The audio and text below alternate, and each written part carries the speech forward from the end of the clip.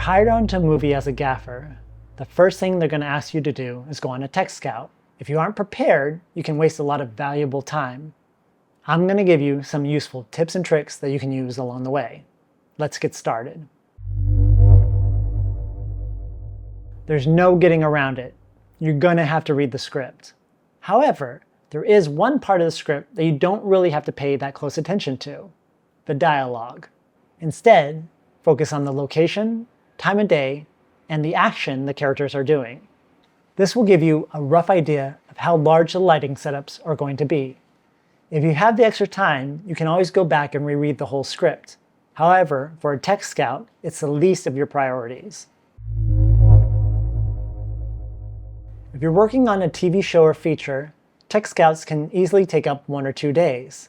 You should be paid either a half-day rate or full rate depending on how many hours of that day it takes up. Moving past that, let's assume that you're at the location. The assistant director will now go through the shooting schedule, also known as a one-liner.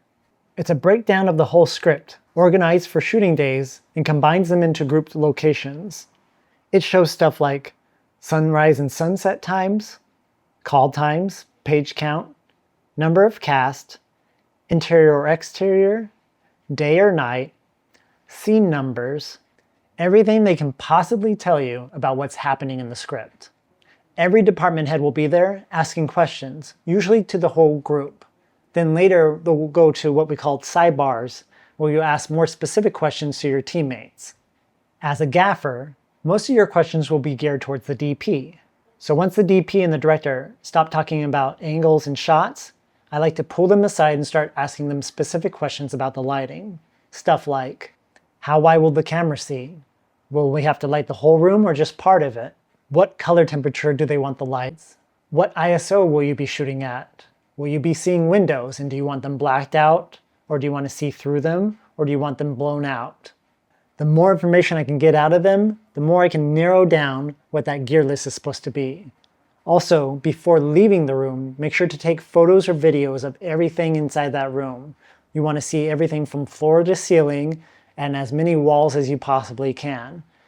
At the same time, the key grip will be walking around with a tape measure, figuring out dolly track length, measuring the windows for rags, wall spreaders, anything that pertains to the grip department.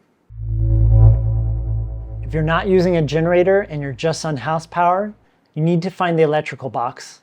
This will tell you 4 things. 1, how big the breakers are and how big of a light you can put on those. 2, how the rooms are wired together. In older houses, I've seen it where all the rooms are wired together except for one, and in newer ones, I've seen it where each room has its own breaker. 3, which breakers are already turned off, so that when you go back to the breaker to go flip it back on, you're not flipping off breakers that were off previously. And 4, it allows you to know where exactly that breaker box is at in case you actually pop a breaker.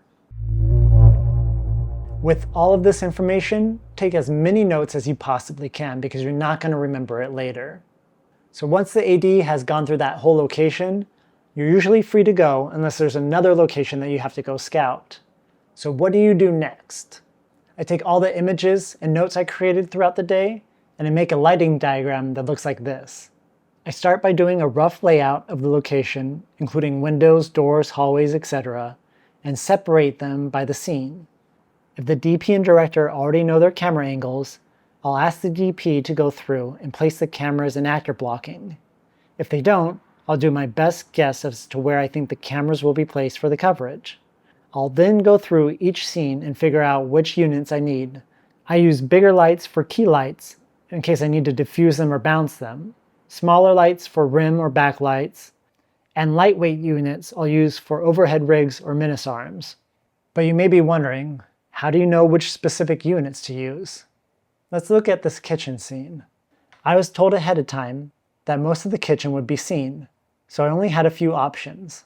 Light from outside through the windows, hide lights around hallways, and keep a few fill lights and move them around when the camera angle changes. I was working with house power, so the biggest light I could use at the time was an M18. And for my key light, I used one that I can control from my phone, which made it easy to dim it up and down for exposure. I placed more broad lights around the hallways and inside the kitchen that I could use for fill lights. I repeated this process until all the lights were placed, and then I started my gear list. I went through each scene and figured out how many lights I was using and how many of those lights could be used with other scenes. Now this gear list isn't from the same shoot, but you still get the same idea of how it's broken down. Here's a helpful tip. Gear lists change a lot from pre-production to production.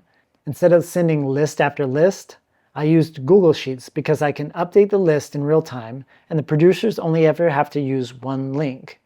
Also, if I forgot to add something, I can add it before the producers have a chance to look at the list. Everything I explain can be applied to exterior scouts. The only thing that changes is the type of gear that you need and the size of the generator. I hope this information helps you on your next location scout. Thanks so much for watching. Have a good one.